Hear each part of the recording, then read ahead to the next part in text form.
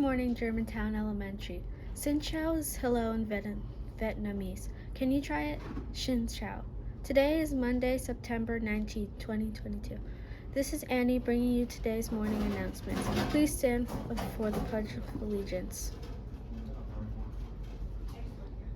I pledge allegiance to the flag of the United States of America and to the republic for which it stands, one nation, under God, indivisible, with liberty and justice for all. You may now be seated. Now here's Vanya with the weather forecast and birthdays. Hello, this is Vanya. This week will be in the 80s with the perfect amount of sunshine. We would like to wish a happy birthday to Louisa, Lucas, Abigail, Ashley, Jordan, Jesse, Vanessa, Dexter. Now here's Miss Chandawar with some good news. Good morning, GES. Today I'm standing outside a research orchard where they're growing a very special tree. But first to this week's story, where in Delaware, a hunter with a keen eye for plant identification discovered an American chestnut tree. You may wonder, what's so special about that? It's a very important discovery because for almost 100 years, the American chestnut tree has been functionally extinct. Once called the redwood of the East, this species made up over 25% of the eastern forests from Maine to Florida, numbering around 4 billion and towering up to 100 feet tall. They were fast-growing, rot-resistant, and a food source to both animals and humans. Native Americans called it the bread tree because its chestnuts could be ground into flour and used for bread. In fact, chestnut trees were so plentiful, people could scoop them off the ground with shovels. Settlers fed their livestock easily with the chestnuts and built their homes and furniture from its strong, straight-grained lumber. At the beginning of winter, railroad cars overflowing with the harvest of chestnuts arrived in major cities each year to be sold fresh or as a cold weather treat, as the song says, roasting on an open fire. Every summer, the giant tree would blossom with beautiful white flowers, giving the appearance of snow in July. Everything changed in 1876 when Japanese chestnut trees were imported to New Jersey. Unbeknown at the time, these trees carried with them a nearly invisible hitchhiker, a fungus that chokes chestnut trees, denying them nutrients and leading to their demise. In 1904, this blight was identified by a forester at the Bronx Zoo. The fungus traveled through the wind and beyond, and within 50 years, this blight had wiped out the American chestnut throughout the East, reducing new trees to mere shrubs that would never grow into the stately giants that once graced the landscape. Only a few isolated stands of the American chestnut survived in the West, which was far outside their original range. Since the 1980s, scientists have been attempting to grow blight-resistant American chestnut trees by crossing them with Chinese varieties and also altering their genes.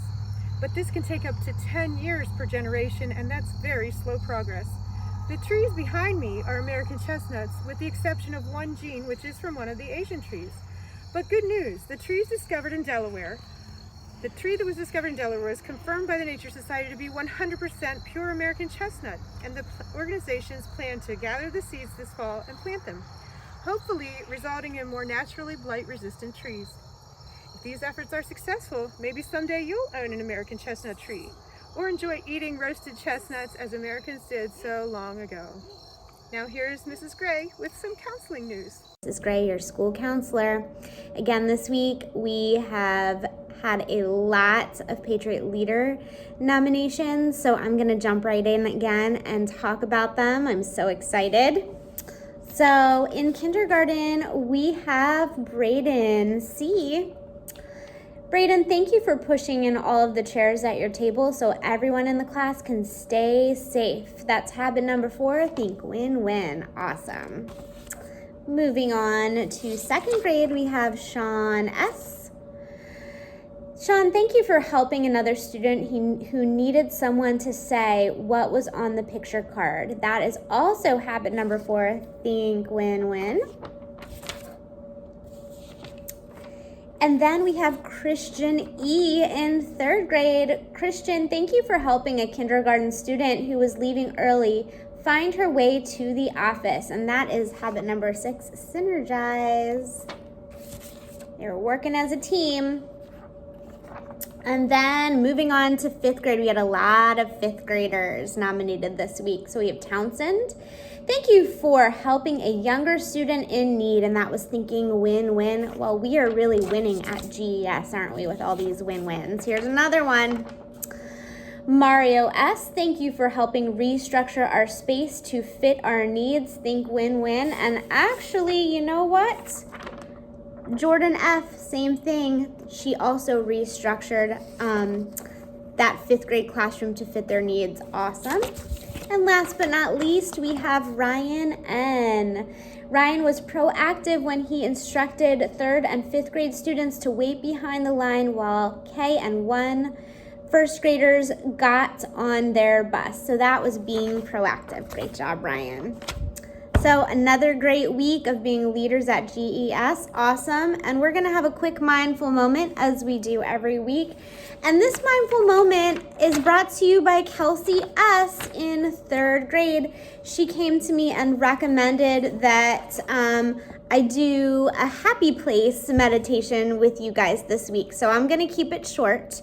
But what I want you to do is think of a time and place where you felt really happy and relaxed. So take a minute to think about that place in your mind. Don't say anything, just think about it.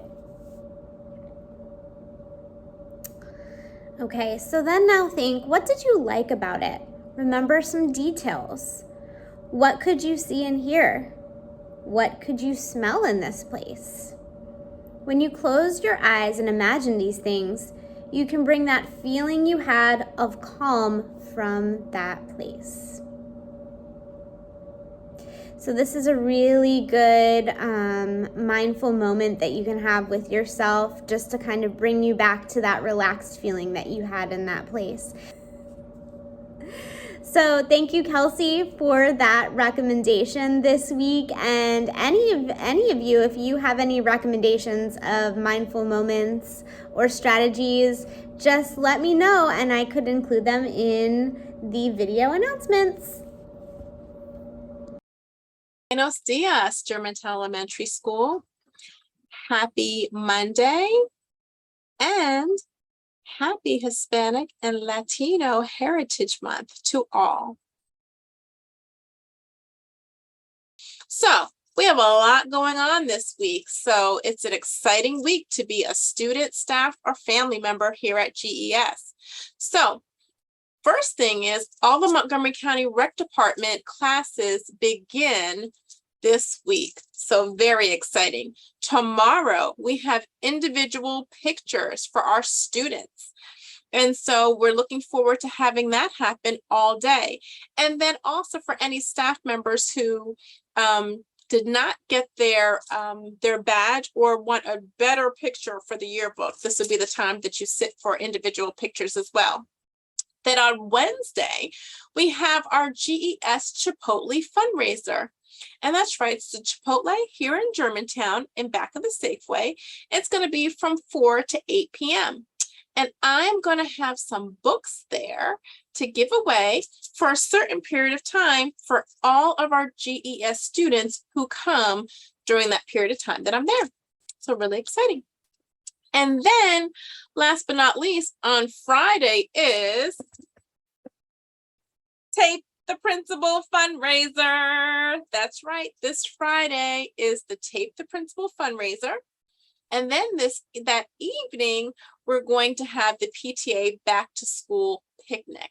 So Friday is going to certainly be an exciting day. But all week, we have a lot of wonderful things going on, in addition to just being together and supporting one another as GES family.